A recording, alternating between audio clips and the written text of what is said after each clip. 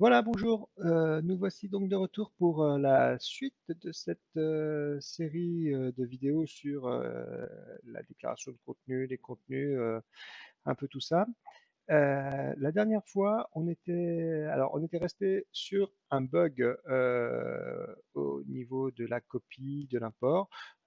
Donc, on va déjà voir comment on traite, par exemple, si on est très pressé, euh, comment on corrige ou comment on contourne le problème de l'import. Hein, vous vous souvenez, on avait déclaré un contenu mandatory avec des contenus qui existent déjà, qui n'ont pas cette propriété, et on s'était aperçu que cela bloquait l'import.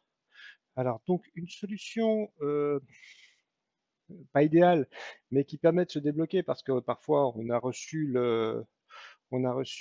l'export d'une équipe d'Ops et puis on n'a pas forcément la main sur l'export. Hein. Donc là, on peut nettoyer l'export qu'on nous a envoyé. Alors là, je vais vous montrer. Par exemple, là, j'ai l'export qu'on a fait. Alors, on va l'extraire. Je l'extrais dans un. Voilà, je l'extrais ici. Dedans, je regarde ce qu'il y a. Je vois qu'il y a 4 zip et un fichier properties. On va s'intéresser à celui-ci, puisque c'est dans celui-ci que se trouve le repository. Donc je l'extrais aussi. Voilà. Et si je regarde dedans ce qu'il y a, voilà, je trouve mon repository. Donc je vais l'éditer avec un éditeur standard. Voilà. Et je vais aller chercher les deux nœuds qui m'embêtent. Donc là, hop, si je cherche les nœuds qui m'embêtent, voilà, il suffit donc de retrouver les nœuds qui m'embêtent. Donc c'est Batman et Spider-Man, hein, on se souvient qu'ils n'avaient pas la propriété color. Alors, à la rigueur, on pourrait éventuellement leur ajouter la propriété color. Ça serait une solution. Hein.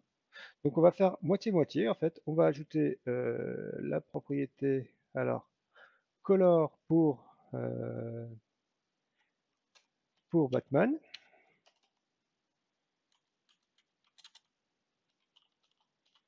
Color égale black. Et on va enlever Spider-Man. Donc on peut faire l'un ou l'autre selon ce qu'on souhaite. Et là, on va voir le résultat que cela a. Donc si je reviens ici, alors j'enregistre bien ça. Voilà, on va fermer ça.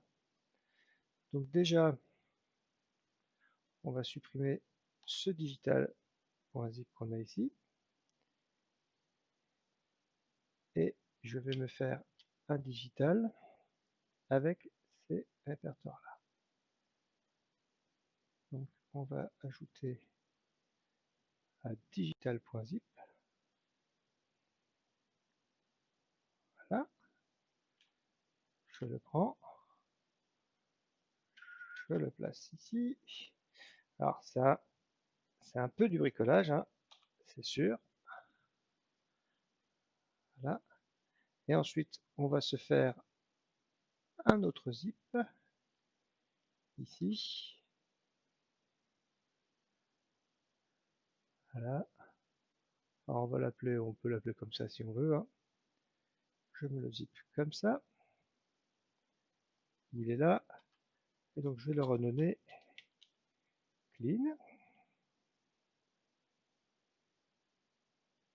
Voilà.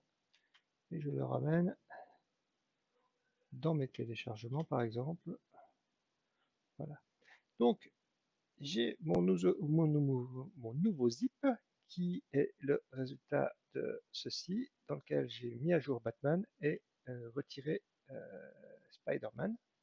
On va aller voir euh, dans dans l'administration des projets si il s'apporte mieux cette fois-ci. Alors on va aller dans les téléchargements, trouver mon clean.zip, je l'ouvre, voilà, il est là, et on va tenter de le charger pour voir ce qu'il dit.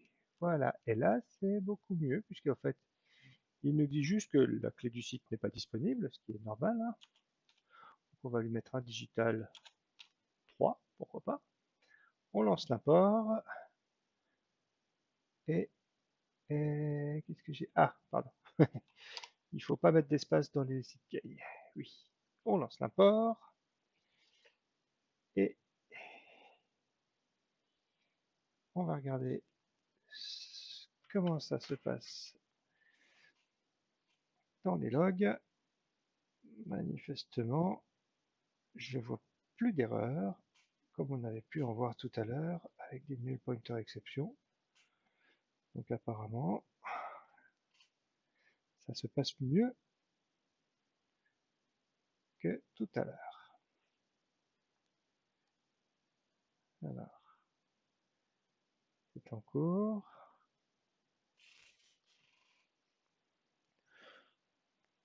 Donc là, on importe que le contenu en mode brouillon, hein. Ça va permettre d'aller un petit peu plus vite, mais même comme ça, vous voyez que ça prend un peu de temps.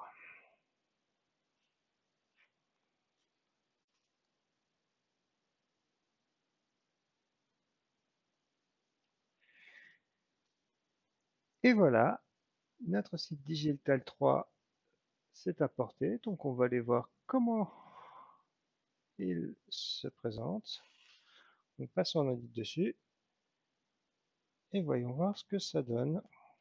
Normalement, si tout se passe comme prévu, on devrait retrouver un Batman et plus de Superman. Alors, si je navigue un peu dans ma page Gotham City, voilà, je retrouve mon Batman qui a cette fois-ci sa couleur noire et Superman a disparu.